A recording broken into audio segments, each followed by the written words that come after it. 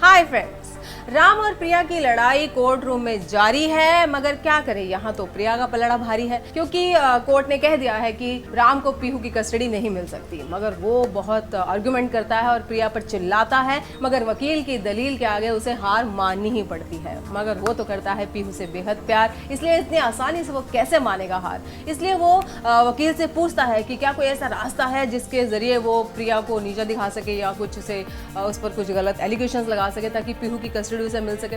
इधर प्रिया राम के इस बिहेवियर से बहुत अपसेट है, बहुत ज्यादा दुखी है। तो अब वो शर्मा हाउस छोड़ के अलग रहने का फैसला करती है नेहा के साथ। इधर पीहू को लेकर राम बाब बहुत ज्यादा पॉजेसिव हो चुका है, इसलिए वो कुछ नए रास्ते इख्तियार करता है। तो पीहू को अपने साथ ज्यादा से ज्यादा रखता है ताकि पीहू से प्यार करने लगे और उसके साथ रहने लगे। मगर प्रिया को ये कहाँ मंजूर होगा। अब इधर राम फिर से वकील से सलाह करता है कि किस तरह वो कुछ ऐसा प्रूव कर सके कोर्ट में कि पीहू उसकी कस्टडी में रहेगी। हो सकता है राम प्रिया के लिए ये साबित करे कि प्रिया एक लापरवाह माँ है, उसकी नेग्लिजेंस को वो किसी तरह प्रूव कर सके।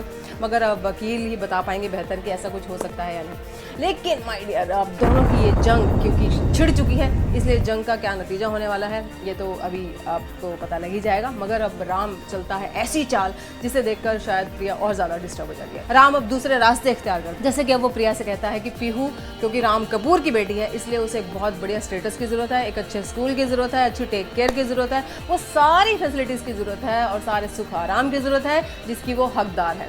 इसलिए वो उसको उसके हवाले कर दे ताकि वो किसी बढ़िया से स्कूल में उसको एडमिट करवा सके और उसकी अच्छी पढ़ाई हो सके। तो आप बताइए प्रिया क्या इस बात को अफोर्ड करेगी? क्या पीहू से रहना वो अफोर्ड कर सकती है? बिल्कुल नहीं। ठीक उसी तरह जिस तरह अंजलि अब श्याम की गुस्ताखियां अफोर्ड नहीं कर सकती। यस माय डियर फ्रेंड, जैसे कि आप जानते हैं कि अब अंजलि श्याम की सारी सच्चाई जान चुकी है। और जैसे कि हमने देखा कि लास्ट एपिसोड्स में कि एक स्किट की गई थी जिसमें कि एनके ढोल वाला बनता है, जिस तरह श्याम ढोल वाला बन के पूरी फैमिली में एंटर हुआ था।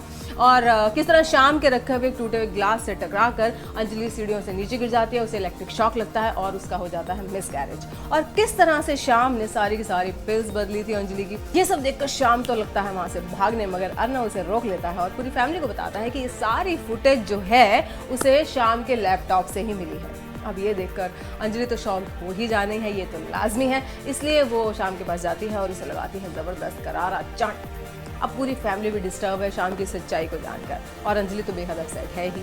खैर अब किसी तरह इस चीज़ से बाहर तो हमें आना ही है क्योंकि सीरियल आगे बढ़ा रही है। तो अब पूरी फैमिली अंजलि को इस दुख से बाहर निकालने की कोशिश करती है और पूरी फैमिली अंजलि को लेकर पिकनिक पर जाती है। और इधर बीच बीच में आपको अर्नव और खुशी के रोमांटिक मोमेंट्स भी देखने को मिलेंगे। आप घबराइए मत, वो हम आपसे कभी नहीं छीनेंगे।